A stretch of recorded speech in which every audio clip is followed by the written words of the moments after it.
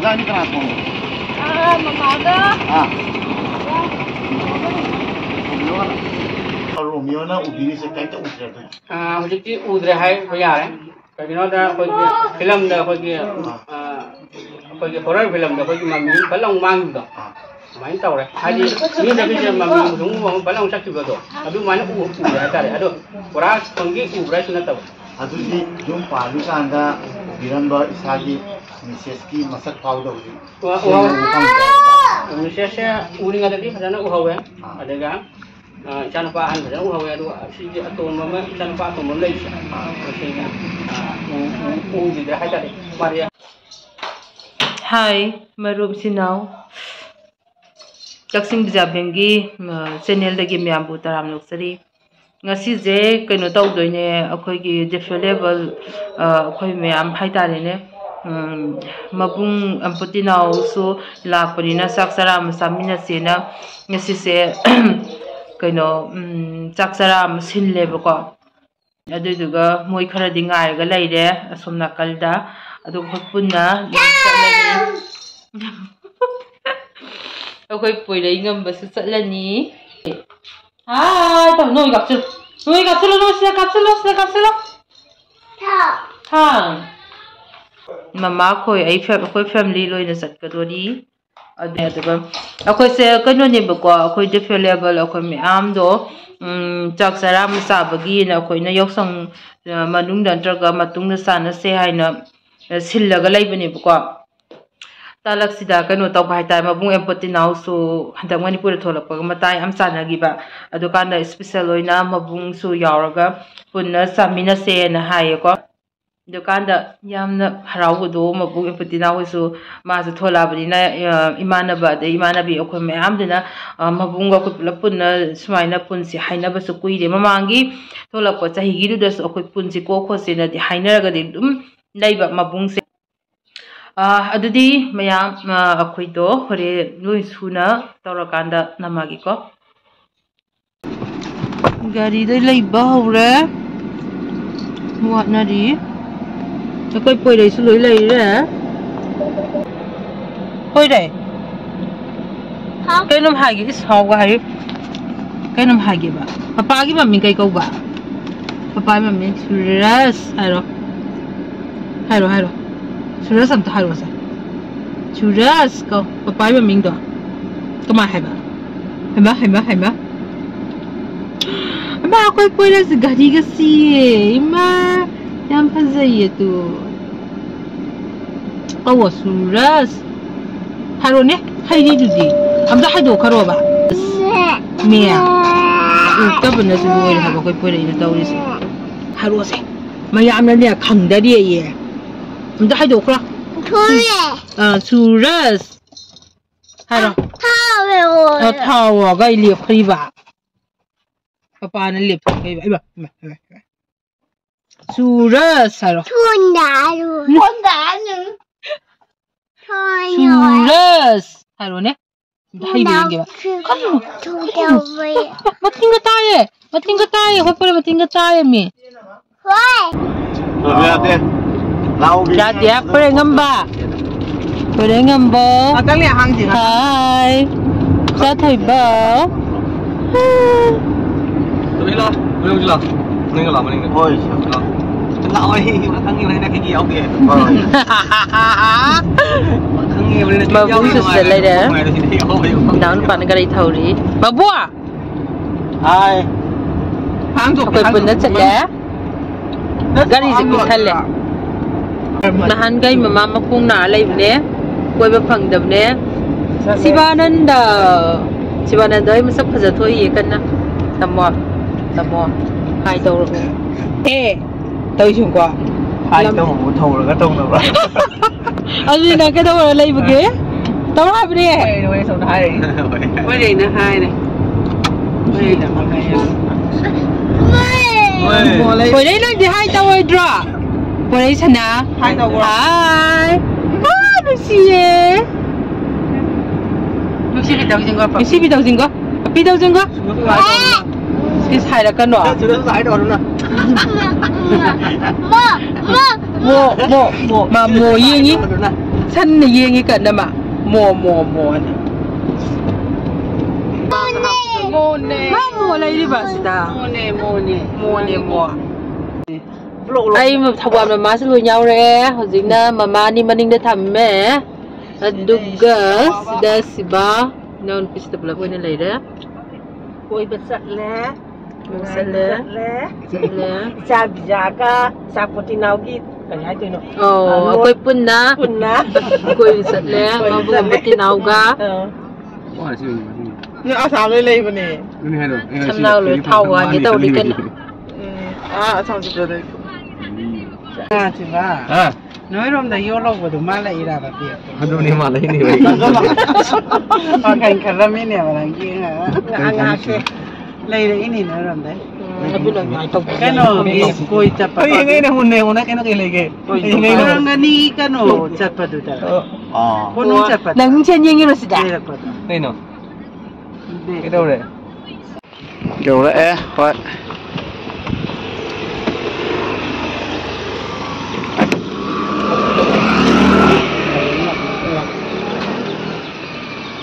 Hai mình không nhau nữa. Đúng không? Relax. Dah. Đi, không có lòng sao? Không có thể pergi waktu non datang kita ini. Yo, anda sudah sampai kan? Mana ni mana? Oh, anda kamu. Wah, yo ni. Yo ni.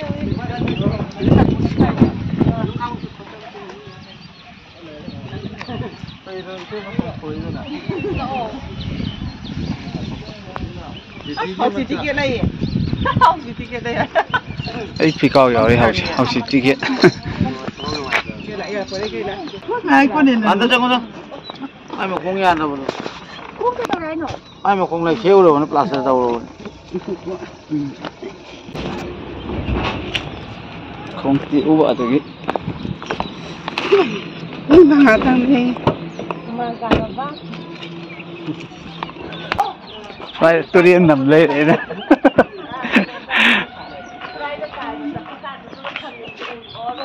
Dầu đấy, cái dầu đấy. Nó.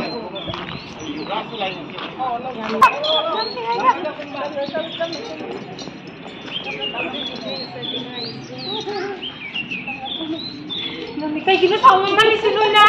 Ay laka ni kamu takra. Yang ngombe. Namu.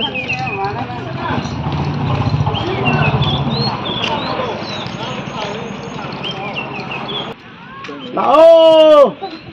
Waktu nama.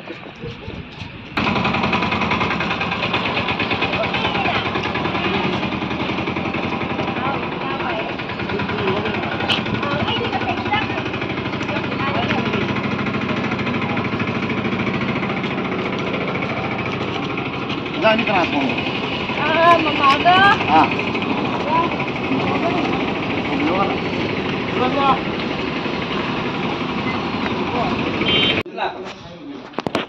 Cây cho mày ăn thế ngay xin nè. Hả? Fazana intro tawbagi timing se aingona phangdaba habadi camera se aina oina namdre ko haidi aina fazana chalaga namba ngamdabdo adugi problem na haitare adugi yamna hena nungaibdo adumaina ohenbse ngamdaba hex mind thoe haidi aina pairaga tawbo ngamdabani na haitare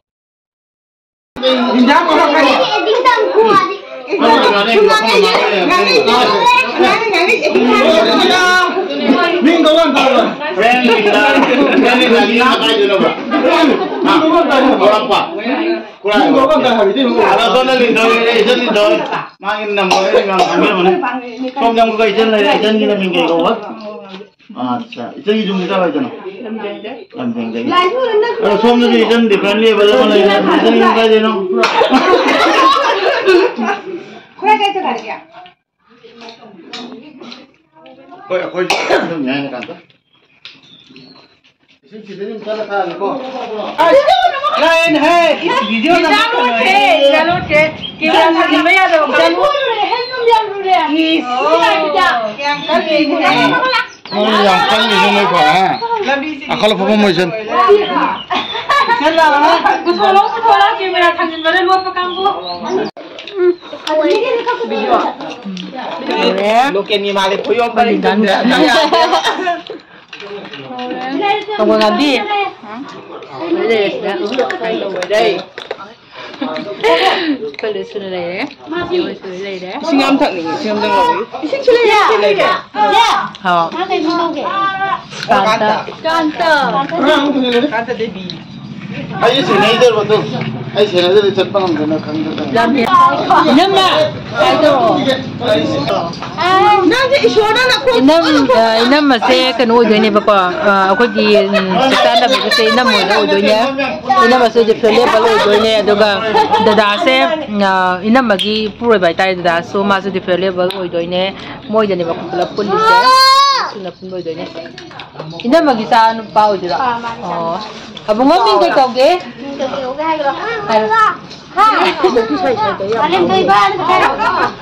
Malem phoi ba nusiye Tuksaabagi timing yaure somna sandabagi na pagya somna kar taure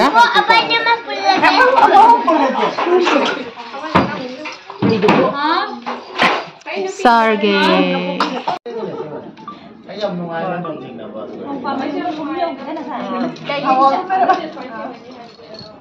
Sasabat to bagay to Mapung wala ko niya sila tingna bagyan nungay ko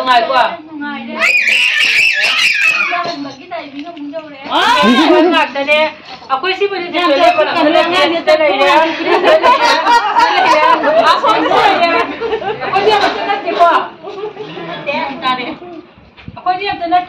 손으로 셀피 떠올래 사회 비디오도 야호 셀피 떠올래 매 어디 야호래 우래 맞아 내가 우래 좀더 선게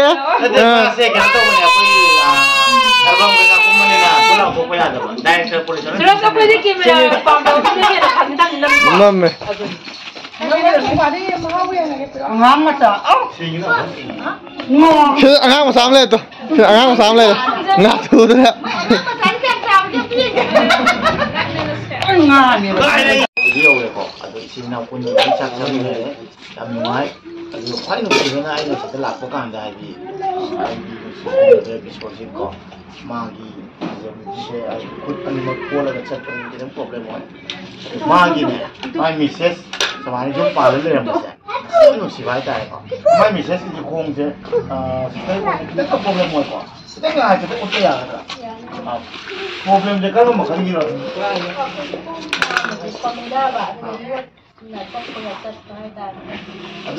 Adun lapau cepeda. Session mau paitau. Lapau balik session balik. Oke. Si bisa sekian.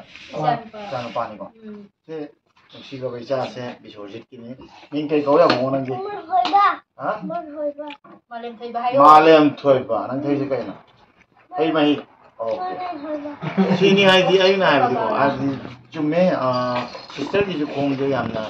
Kita comfort le jadi aduga moi na family life ma couple life tanga suknu sigar banga ma taw moi ma sai family life samang thar chat pa ja akoi disability singju wakan nungai ne le raga ai ju pa la roi ge aduga mai khalam da bida mai sister ju le piwa aduga brother na su na le na su mai na ju pa la ja lu sibai ta nga ma ju ma ado first of all ai na hai ni ja so jiski rum se pok pa de ji moi de aduh cat pekota aduh masih sum kaina ne kau hari aku ini beri ubah dewa apa ada mau itu sudah hangi nang wa apa cat pada waduh Tapi kayak wah dia mak. Tahu dia dom ikara indi betul. Wah, tapi itu sebab dia season ba. Itu kalau macam tu. Wah, tu betul tu hobi macam ni. Ada macam tahu. Ada atau macam kau pada kain pun ini. Saya inau nak suruh cakap ke indi ba, injang ke indi ba. Bapa ni pa. Jika suami yang nak suruh inau malah mana ngasih injang yang mau tong mana cakap indi dah injang indi. Bapa ni pa, dia ni orang macam ni. Mama ni kain macam mana orang dia nak. Okey. Mana kira jadi orang tu. Mana tiba saya yang mesti. Orang kau ini soleh film ini jadi dulu ni. Tapi ni ke, kau yang minta pasal ni mungkin. Era saya yang tu belum lagi dia baik tu. Okey. Masalah itu juga.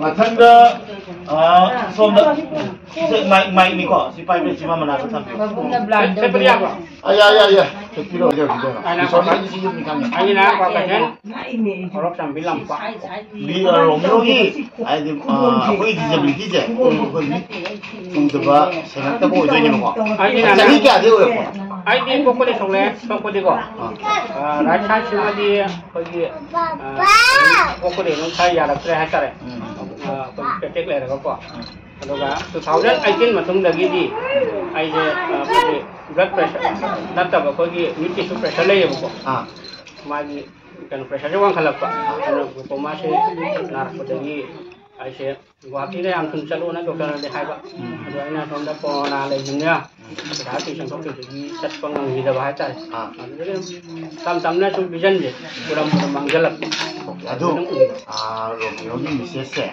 khamna ba ka ni vision le ta ma di ni kan di ai sakan thaw ngami sakan padana pai dai thaw ngami ma khamna ba ka na ko ada matam dari ai ma khamna ba ka ma na khang ma mi ki khang ai mi problem hoi matam dam anu upe ada ni kan khaswa aduga jum ban mana kam ba jong pan ai 2015 da pale 15 baudi ubira min ko kerja di 18 matung 2021 bukin dong kagak urame hari tam na vision je nong di sum tam na sum magjalak pa bojeng na problem je ba jise romeo na ubiri se kai ta udre to hojik ti udre hai baya re kai no da ko film da ko horror film da ko mami balong mang do main tau re haji ni da bija mami dung mo balong sakti ba do adu mana u ya ta re adu pura kongi u bra suna tau adu di jum pali ka anda biramba isagi mises ki masak pau do ji mises ya uri ngada di padana u hawe ada ga chan pa han padana u hawe adu si ji atom mama chan pa atom lai sa ko ga u ji da hai ta de maria 2023 da phang bani la ko gi lai ban lan ni haji sani ni mo ko romeo ni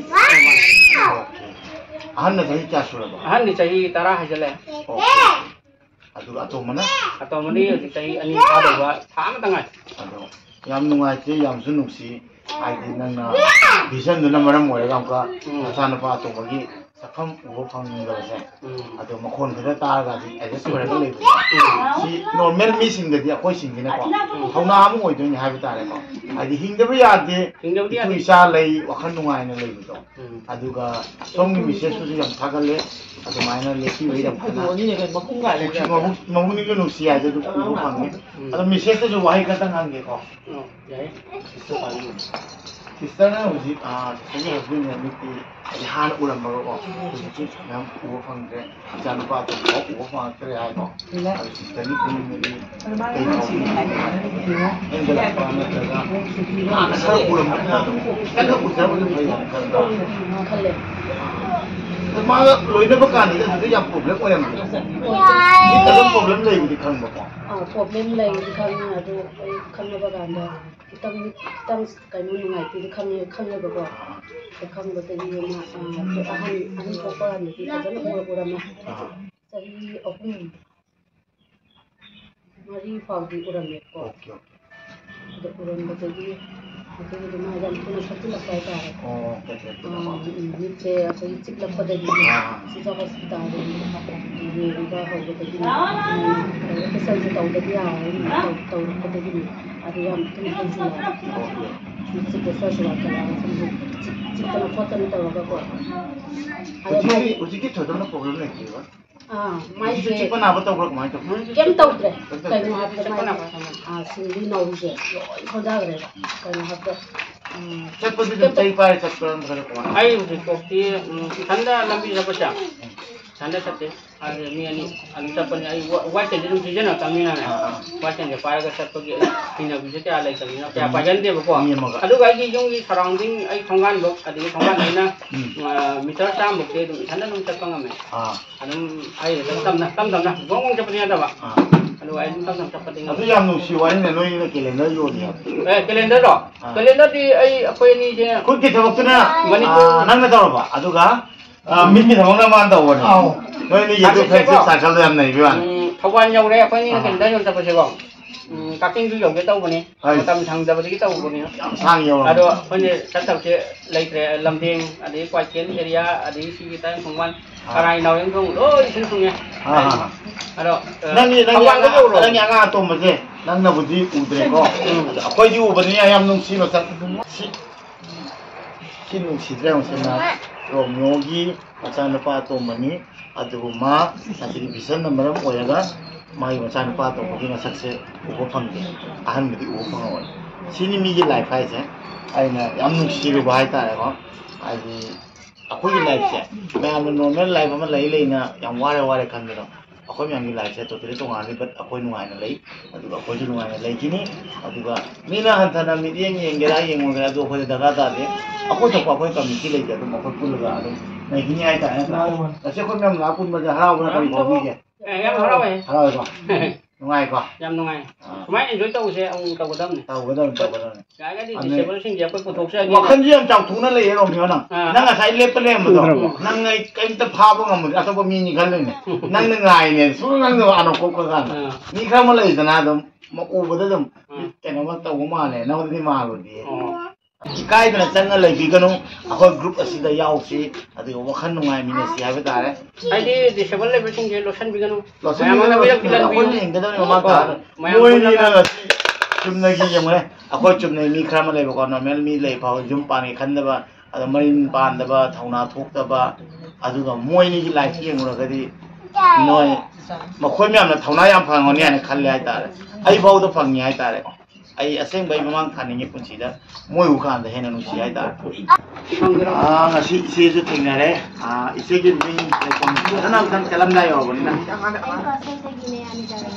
okay सिसेना yo the Facebook पे थेंगनाब्रा first तना the YouTube पे थेंगनाब्रा आई बिजागा तवरगा नैना Facebook पे थागलसिबा अद थेंगनायबा अदने सिसेसु मागी लोकमोटर नि हाय तारेको मखा खोंग अनि चत्तदा खितन नुवाइते अदु सिसेना हायबदि युम द लेगदि दम फजन चलि हायको अपान थोलप काना केसु को अद खर हाना पाइरम दी कुइदि ओ खितन मुजि कॉन्फिडेंट दो तू गदरा ने कीबको होय था मरि मंगाम संगाइ ओके ओके ओके अदु चिचेगी चिनाउ से क्या होतो ना हां चिचेना क्या हां मखादा मरी नुपा क्या नुपा पामा अदु नुपी हम मोय जी जुमते पानरबा कोई पाले चिचे का तंगाय तो बम जाब तो पालाबा अच्छा चिचेगी याम सुने हिरो मंगो आय तन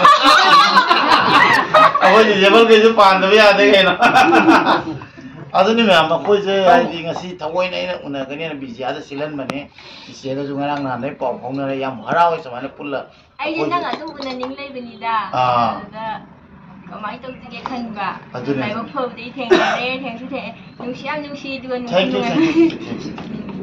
याम हरावै सिसेबो थेंनाबा अदुगा मथंदा खो बिजिया लेरे बिजिया गिदि मैम दम खंगिना बने ब्लॉक तौना मागिसु खोंग चकपदा दम प्रॉब्लम होय अदुदना मी म सम मथौ ताय अना आइदि अखोन म्याम पुन पुन बने अदो इसन मंग सेम को फंगनारे को अदो फ्रेंड सुनी सन सुनी सिस्टर सुनी अदो मागिसु आइदि थोदोना अखोइगी ओपदगी प्रॉब्लम ले मनते अदुबु आइदि नर्व की फंक्शन करा अदु नारकपदगी प्रॉब्लम होबदगी मागी लेफ्ट साइड नि को लेफ्ट साइड से खितंग क स्लो चटपा है तार फंक्शन समना है खुद समय तो सिलम तंग हाथ सिन मला माई सी खुनाव भी सी फलाव ग्रिप लोग ngam अदुग सोंगी तंग तव दो को आइदि खोंग चपदे एक्टिविटी जे सोंगी खितंग स्लो हो अदो अखोई ग्रुप म्याम से थेंगना से आई से थेंगना रे को से तेना मोना अदुग अखोन चाक चाक न से अखोई डिसेबिलिटी सोसाइटी जे लेकर यूनिवर्सिटी में जो कमाई खाओ इन मायरा पनन तेना जब माय थादा जो स्माइल पर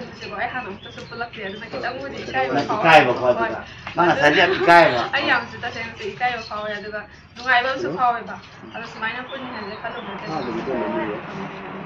अदु मिंगा टाइटल का सान का दी बसा दे आई लाइक शर्मिन ना खुराई दे सी नाम क्या से दीबा मारी दाना नंबर क्या है हां हां ना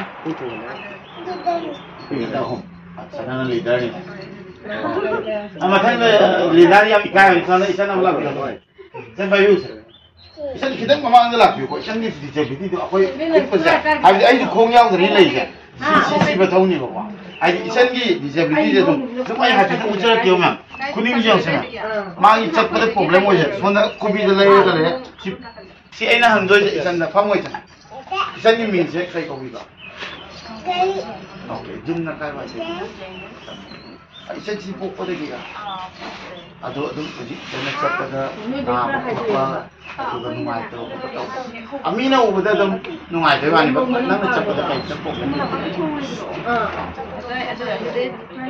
tu ko ba do de अच्छा अदम समाज में चक्कर में जिस नाव तो क्या जिस नाव की क्या चीज़ है अब नहीं ना बता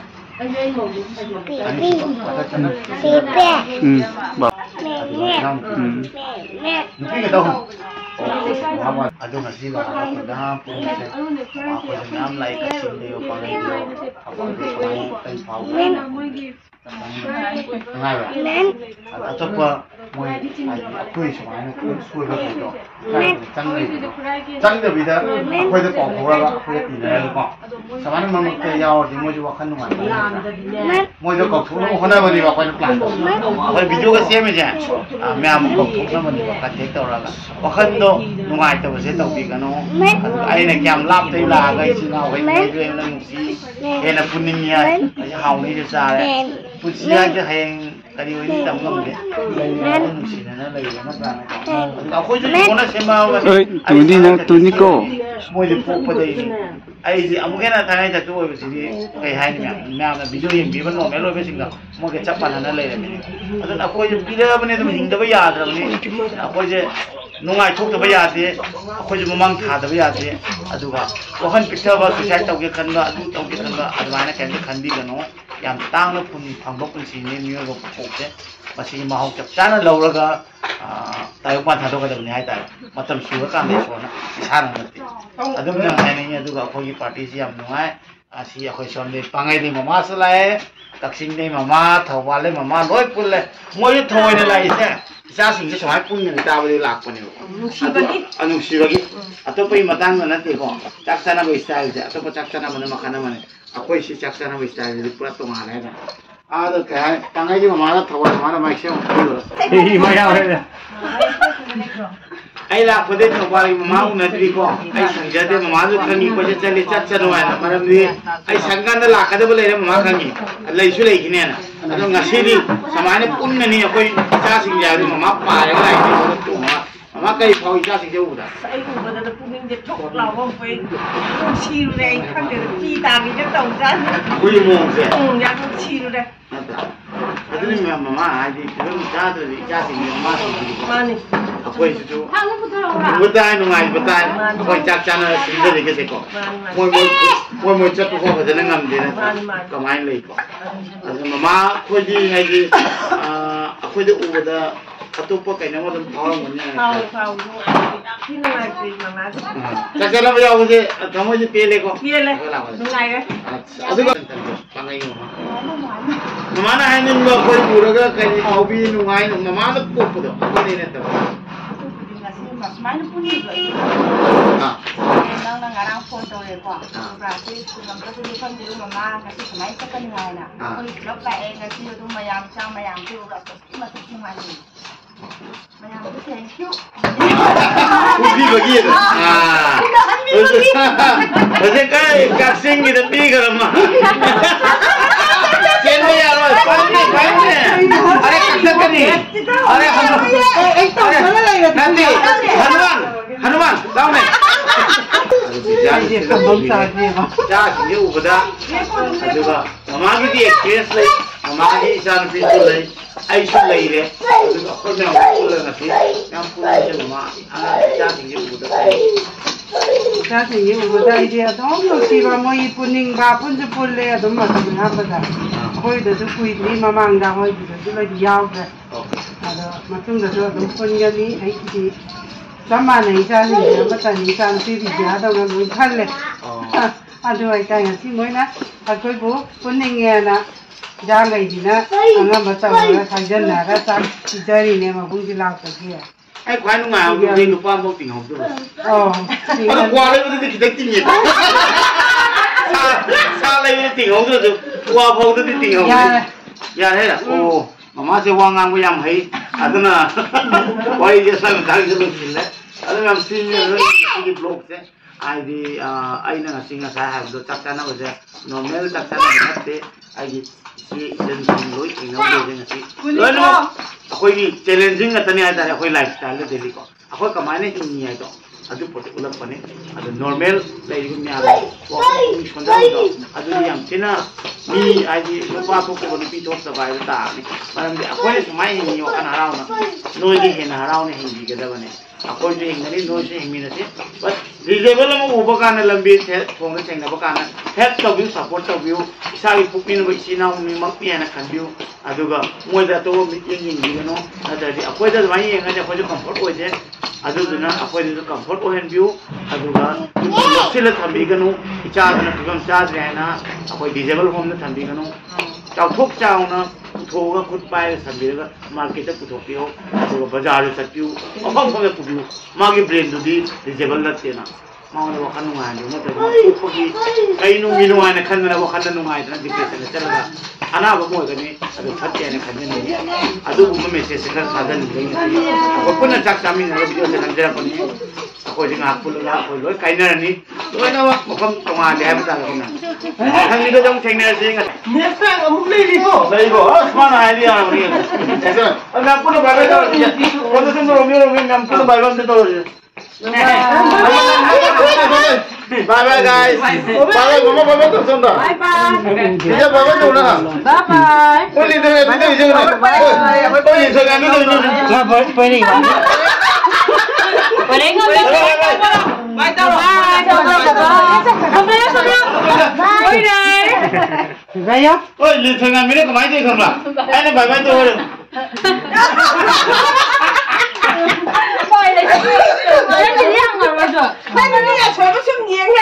Tidak, mai bai tu hai punya ko bai bai tu dewa. Mukul tu tali lepas tangan.